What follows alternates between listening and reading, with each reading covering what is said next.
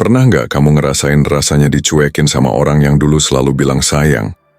Dulu dia yang pertama cari kabar, sekarang kamu yang harus pura-pura nggak peduli padahal di dalam hati hancur. Lucunya, semakin kamu kejar, semakin dia lari. Semakin kamu tunjukin rasa peduli, semakin dia merasa punya kuasa. Dan di titik itulah kamu mulai sadar. Ternyata bukan seberapa besar kamu sayang, tapi seberapa pintar kamu memainkan jarak. Di video ini aku mau bongkar cara yang nggak pernah diajarkan orang. Strategi psikologi sederhana yang bikin siapapun yang pernah merasa punya kamu, akhirnya gelisah sendiri. Cara bikin orang yang tadinya yakin kamu selalu ada, tiba-tiba panik karena kehilanganmu.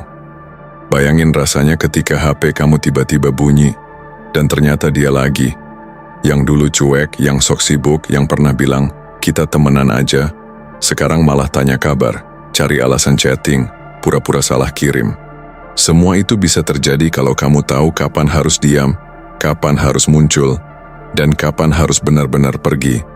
Ini bukan sekedar ghosting, ini tentang seni menghilang dengan elegan, membuat kehadiranmu begitu mahal sampai mereka rela menunggu, menebak-nebak, dan akhirnya merindukanmu lebih dari apapun. Tapi ingat, trik ini bukan untuk main-main, karena kalau kamu udah tahu cara mencuri rindu, kamu juga harus siap bertanggung jawab atas hati yang datang lagi. Kamu punya kendali. Kamu yang tentukan siapa yang pantas bertahan, siapa yang cukup sekadar merindu tanpa pernah bisa memelukmu lagi. Di video ini aku bakal kasih langkah-langkahnya. Cara membangun ketidakhadiran yang bikin rindu, bukan bikin lupa. Cara membuat sosial media kamu jadi senjata halus yang bikin orang penasaran. Cara berbicara, membalas pesan, hingga cara berpamitan agar mereka nggak pernah benar-benar bisa melepaskanmu. Jangan kaget kalau nanti tiba-tiba ada yang ngechat tengah malam. Jangan bingung kalau ada yang mendadak bikin story sindiran. Itu tanda mereka mulai kangen, mulai gelisah, dan mulai merasa kehilangan kamu. Padahal kamu cuma lakukan ini sekali aja. Siap? Tonton sampai habis, catat poinnya, dan buktikan sendiri. Kalau kamu berhasil, tulis di komentar. Dia kembali, tapi aku yang memutuskan. Karena di akhir cerita, kamulah tokoh utama. Biar mereka saja yang sibuk merindukanmu. Nomor 1. Kemandirian, rahasia menjadi seseorang yang dirindukan. Mengapa dia tidak lagi bergantung padaku? Apakah dia benar-benar baik-baik saja tanpa aku? Pertanyaan seperti ini bisa muncul di benaknya saat Anda mulai menunjukkan kemandirian yang sejati. Dan inilah paradoks yang menarik. Semakin Anda belajar untuk berdiri sendiri, semakin besar kemungkinan seseorang merindukan Anda. Kebanyakan orang percaya bahwa semakin sering mereka hadir dalam kehidupan pasangan, semakin dalam hubungan yang terjalin. Namun dalam banyak kasus, terlalu banyak kehadiran justru mengikis daya tarik dan membuat Anda dianggap biasa. Filsafat Stoik mengajarkan bahwa kebahagiaan sejati datang dari dalam diri, bukan dari validasi eksternal. Epictetus pernah berkata, orang bebas adalah mereka yang tidak bergantung pada sesuatu di luar kendali mereka. Dalam konteks hubungan, ini berarti Anda tidak menggantungkan kebahagiaan pada pasangan, tidak merasa perlu terus-menerus mencari perhatian, dan yang terpenting, tidak takut kehilangan mereka. Kemandirian bukanlah tentang menjauh, tetapi tentang menunjukkan bahwa Anda adalah individu yang lengkap dengan atau tanpa kehadiran pasangan. Ketika Anda mandiri, Anda tidak lagi membutuhkan seseorang untuk merasa cukup. Anda memiliki kehidupan yang kaya akan pengalaman, mengejar passion Anda sendiri, dan tidak menjadikan pasangan sebagai pusat dari segala sesuatu. Ini adalah sesuatu yang luar biasa menarik. Dia akan melihat Anda bukan hanya sebagai seseorang yang ada di sisinya, tetapi sebagai individu yang memiliki kehidupan yang layak dikagumi. Apa yang terjadi dalam pikirannya saat Anda tidak ada? Dia mulai bertanya-tanya tentang Anda. Apa yang sedang Anda lakukan? Mengapa Anda terlihat begitu tenang dan percaya diri? Apakah Anda merindukannya seperti dia merindukan Anda? Semakin Anda mampu menunjukkan bahwa kebahagiaan Anda tidak bergantung padanya, semakin besar kemungkinan dia mulai merasakan kerinduan yang tulus. Namun, seperti segala sesuatu dalam hidup, kemandirian juga harus memiliki keseimbangan. Jika Anda terlalu fokus pada diri sendiri hingga mengabaikan pasangan, maka yang terjadi bukanlah kerinduan, tetapi justru rasa tidak diinginkan. Jika Anda menunjukkan sikap yang terlalu dingin atau terkesan tidak peduli, dia bisa saja merasa tidak dibutuhkan dan mencari orang lain yang lebih responsif terhadap emosinya. Nomor 2, menguasai emosi, kunci menjadi seseorang yang dirindukan. Mengapa dia tidak bereaksi seperti yang aku harapkan? Mengapa dia tetap begitu tenang? Pertanyaan ini bisa saja muncul di benaknya ketika dia menyadari bahwa Anda bukan seseorang yang mudah terguncang oleh keadaan. Dan inilah yang membedakan Anda dari yang lain. Kemampuan untuk mengendalikan emosi, bukan dikendalikan olehnya. Banyak orang berpikir bahwa menunjukkan emosi yang kuat dalam hubungan adalah tanda cinta. Ketika mereka marah, mereka meledak. Ketika mereka sedih, mereka menangis tanpa henti. Ketika mereka bahagia, mereka berlebihan dalam mengekspresikannya. Tetapi dalam stoikisme, kita diajarkan bahwa kekuatan sejati bukanlah dalam intensitas emosi, tetapi dalam pengendaliannya. Marcus Aurelius pernah berkata, Anda memiliki kekuasaan atas pikiran Anda, bukan peristiwa luar.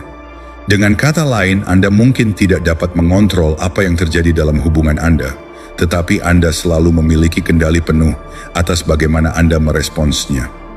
Bayangkan sebuah situasi di mana pasangan Anda menguji batas kesabaran Anda, mungkin dengan kata-kata tajam atau sikap yang memancing emosi. Kebanyakan orang akan terpancing, membalas dengan kemarahan, atau bahkan bereaksi berlebihan yang akhirnya membuat mereka kehilangan kendali atas situasi. Namun seseorang yang memahami nilai ketenangan tidak akan membiarkan emosinya dimainkan seperti boneka.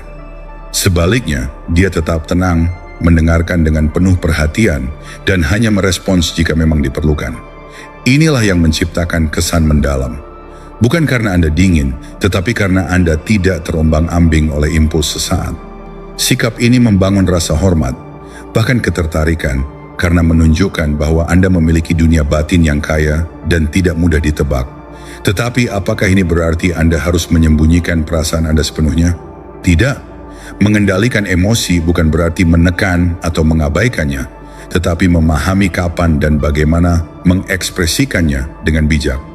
Jika Anda terlalu kaku, terlalu tertutup, pasangan Anda mungkin merasa bahwa Anda tidak memiliki empati atau tidak peduli. Ini bisa menciptakan jarak yang tidak sehat dan membuat mereka mencari orang lain yang lebih ekspresif. Namun jika Anda dapat menyeimbangkan antara ketenangan dan keterbukaan, Anda menciptakan dinamika yang membuat mereka selalu ingin tahu tentang apa yang ada dalam pikiran Anda. Di sisi lain, kontrol emosi juga menciptakan efek psikologis yang menarik. Rasa kehilangan yang lebih mendalam ketika Anda tidak ada. Jika Anda terbiasa menanggapi setiap situasi dengan tenang dan penuh kesadaran, pasangan Anda akan terbiasa dengan kehadiran Anda yang stabil dan menenangkan. Dan ketika Anda tidak ada, mereka akan menyadari betapa besar pengaruh ketenangan Anda dalam kehidupan mereka. Mereka akan merindukan seseorang yang tidak hanya bereaksi, tetapi benar-benar memahami. Jadi bagaimana Anda bisa mulai menerapkan prinsip ini? Pertama, sadari bahwa tidak setiap emosi perlu diekspresikan dengan segera. Latih diri Anda untuk memperhatikan respons alami Anda sebelum berbicara atau bertindak.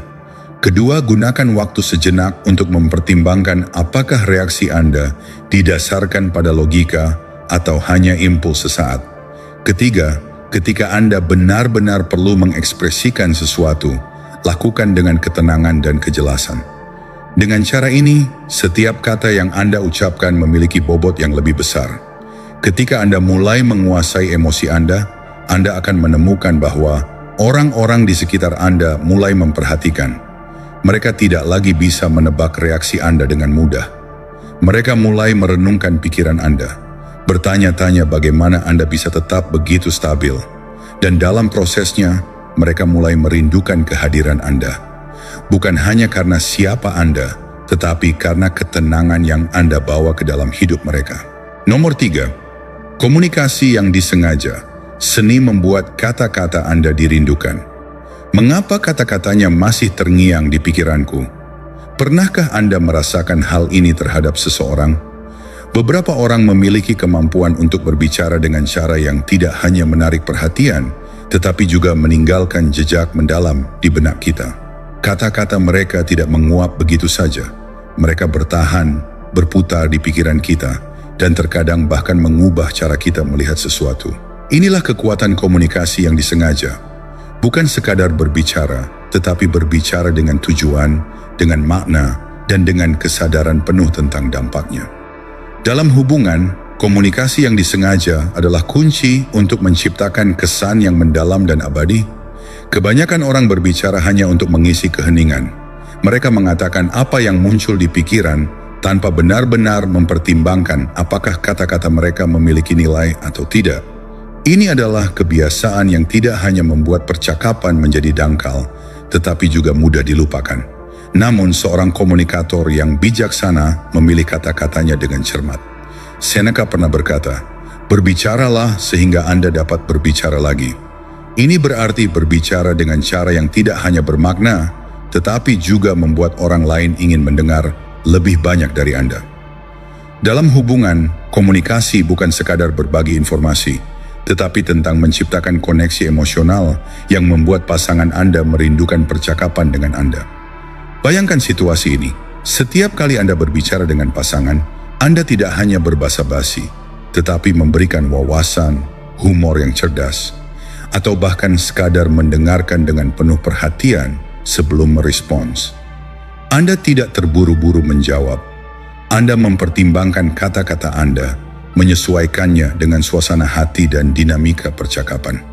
Anda memahami bahwa kata-kata memiliki bobot dan ketika digunakan dengan tepat, mereka dapat meninggalkan kesan mendalam. Ini bukan tentang berbicara lebih banyak, tetapi berbicara dengan lebih baik. Tetapi bagaimana ini bisa membuat seseorang merindukan Anda? Manusia secara alami tertarik pada pengalaman yang membuat mereka merasa dipahami, dihargai, atau tertantang secara intelektual. Ketika komunikasi Anda menawarkan semua ini, pasangan Anda akan mulai melihat interaksi dengan Anda sebagai sesuatu yang bernilai. Ketika Anda tidak ada, mereka akan menyadari bahwa ada kekosongan, bukan hanya karena kehadiran fisik Anda, tetapi karena cara Anda berbicara, berpikir, dan merespons.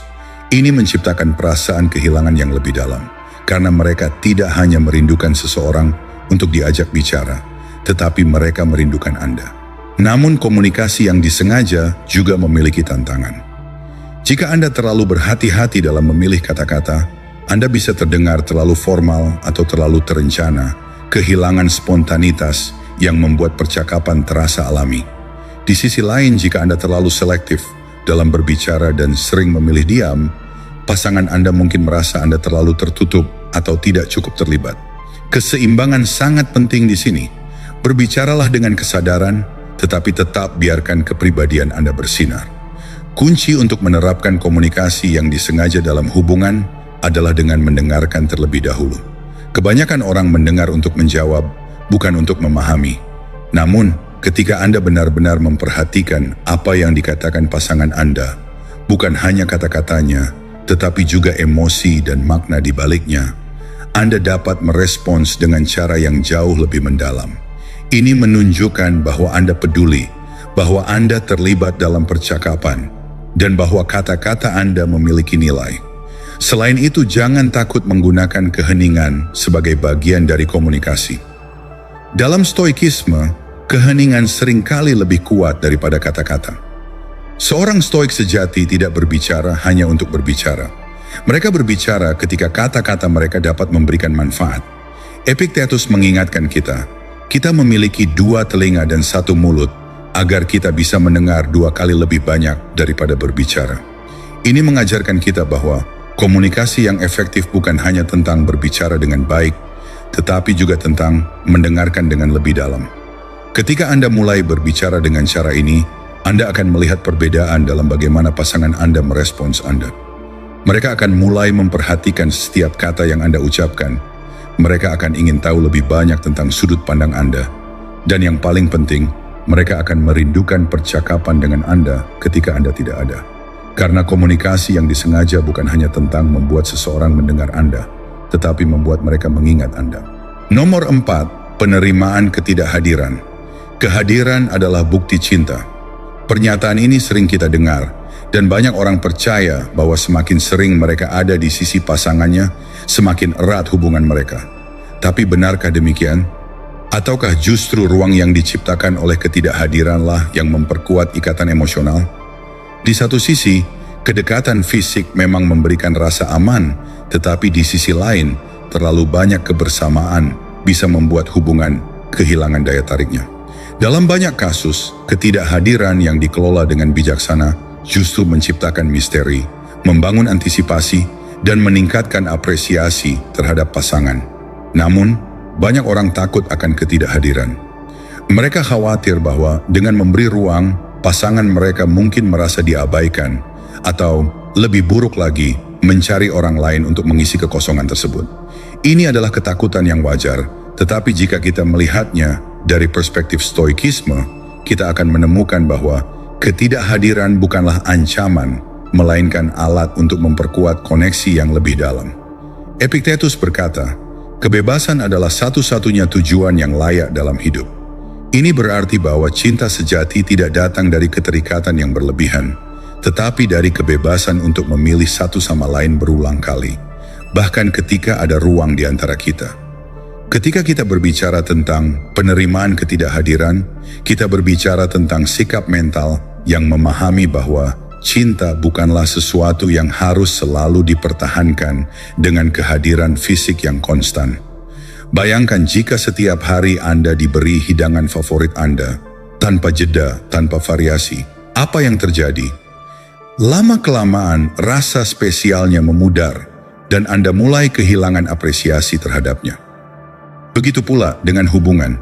Jika pasangan terbiasa dengan kehadiran kita setiap saat, tidak ada lagi unsur kejutan, tidak ada lagi keinginan untuk menantikan momen kebersamaan. Tetapi bagaimana cara menerapkan prinsip ini tanpa terlihat tidak peduli? Caranya adalah dengan menemukan keseimbangan antara memberi ruang dan tetap menunjukkan kepedulian. Salah satu kesalahan terbesar yang dilakukan orang adalah mencoba menutupi ketidakhadiran mereka dengan komunikasi yang berlebihan. Mereka mengirim pesan terus-menerus, menelepon tanpa henti, atau merasa perlu untuk selalu hadir secara digital. Padahal yang lebih efektif adalah memberikan ruang yang cukup untuk pasangan agar mereka bisa benar-benar merasakan ketidakhadiran kita. Biarkan ada momen di mana mereka bertanya-tanya, apa yang sedang dia lakukan? Atau, kapan kita akan berbicara lagi? Keheningan yang disengaja ini bukanlah bentuk manipulasi, melainkan cara untuk membangun dinamika hubungan yang lebih alami. Dalam stoikisme, ada konsep bahwa kita harus merasa nyaman dengan kesendirian. Marcus Aurelius menulis, sangat mungkin untuk tidak bertindak tidak adil kepada siapapun, dan bahkan tidak memiliki perasaan tidak adil terhadap siapapun. Ini mengajarkan kita bahwa kita bisa tetap menjadi pribadi yang penuh kasih dan perhatian, bahkan ketika kita tidak selalu berada di sisi pasangan kita. Hubungan yang sehat adalah hubungan yang memungkinkan kedua individu untuk tumbuh secara mandiri, tanpa ketergantungan yang berlebihan.